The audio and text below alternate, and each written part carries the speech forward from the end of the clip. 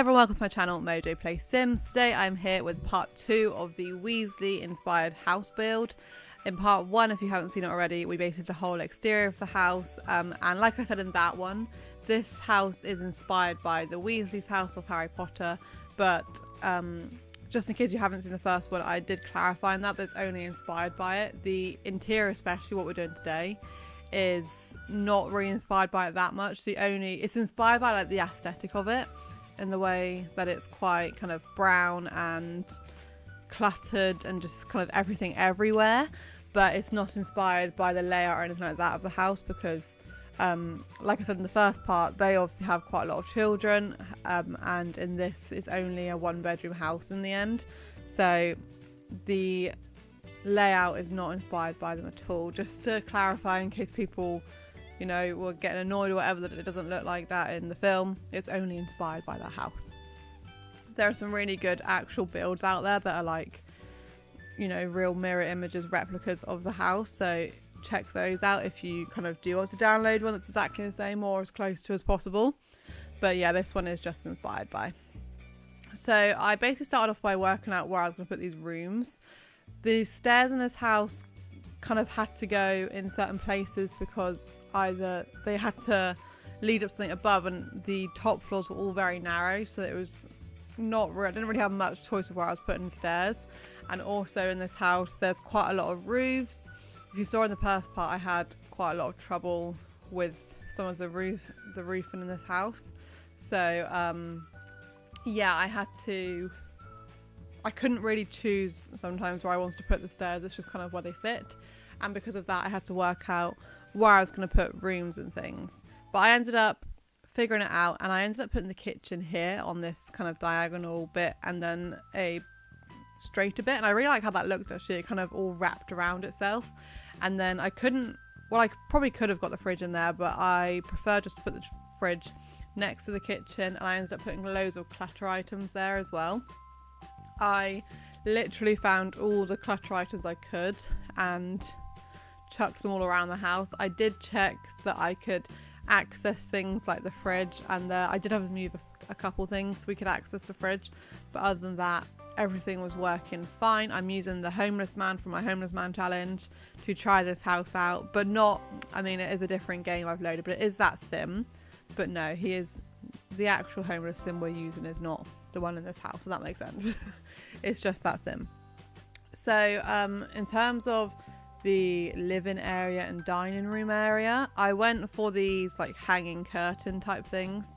I think these curtains are really good because you can either make them look really grand or you can make them look kind of old and shabby, and for this look I wanted them to look quite old and shabby.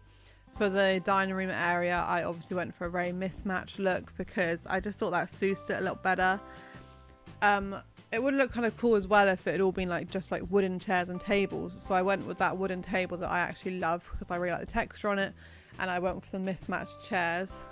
And once everything was in place in the living and dining room area and the kitchen, I literally just added clutter everywhere.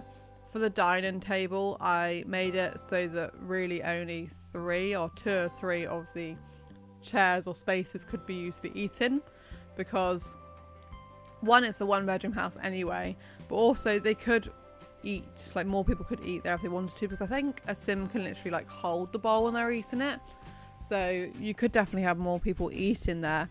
It's just that I wanted that kind of cluttered look. I don't think it made much sense if the dining room table was like really clean and clear if the rest of it wasn't. I then realised I forgot to put a staircase leading up to the bedroom, so I quickly had to put that in, and it kind of made that area a lot smaller. But we work it out in the end because I think I put just a load of clutter items there. I'm basically finding anything that I think is interesting and just putting it aside, because I kind of thought that it will fit somewhere, you know, like everything, we can get everything to fit somewhere.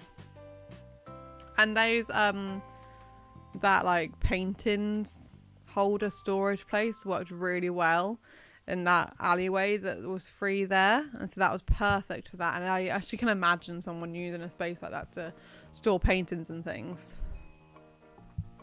For the walls and the carpets, I went with the dirty looking carpet from City Living Pack. I thought that made kind of a lot of sense, because you wouldn't have this really kind of clean carpet if it's like a really old, well used house. But you could definitely change it out for wooden floors if you'd prefer. I think it would still have a really nice look to it. The bedroom I did keep quite simple. Well, it still has quite a lot in it, but I didn't want to clutter it too much, because I actually did want them to also be able to access the bed. So everything's just very mismatched. We have a few paintings and things on the wall, quite a lot of paintings actually, I think, in the end. And yeah, I just decorated it so that everything was mismatched, but I didn't do the bedroom too cluttered, because like I said, I actually wanted them to be able to get to the dresser and get to the bed and everything. I think I had curtains on most windows in the end, because I thought it made everything a little bit more kind of contained.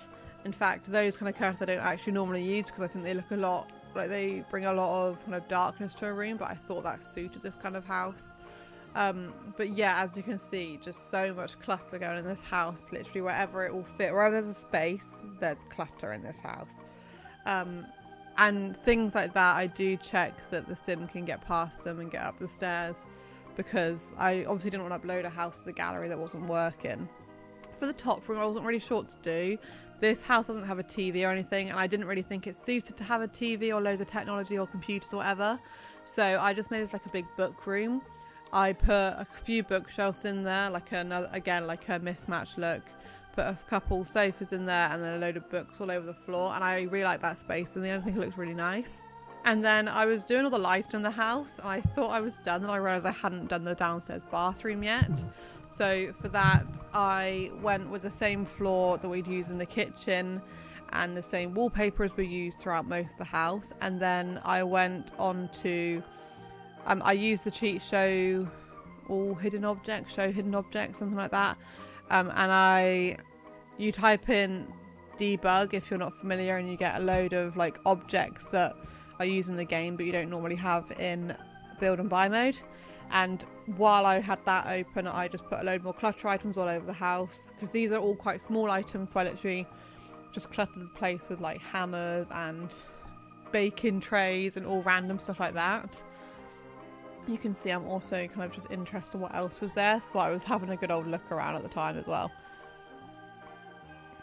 I was going to place that kind of secret hidden cave thing, but I didn't know if it would actually work, so I didn't bother in the end. But I did find this wooden bath that I ended up using. I thought it was perfect for this house. I then went with the wooden sink from Outdoor Retreat, and then there was also a toilet that came from the Show Hidden Objects cheat, so I placed that as well, because I didn't want them to have like a really kind of white crisp bathroom, you know, so I thought that looked really cool.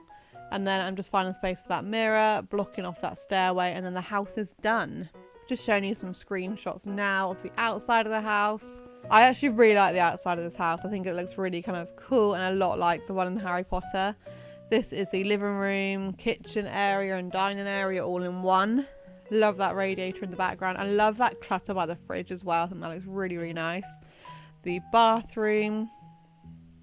Again, that room's just really simple. This is the hallway on the stairs. The bedroom.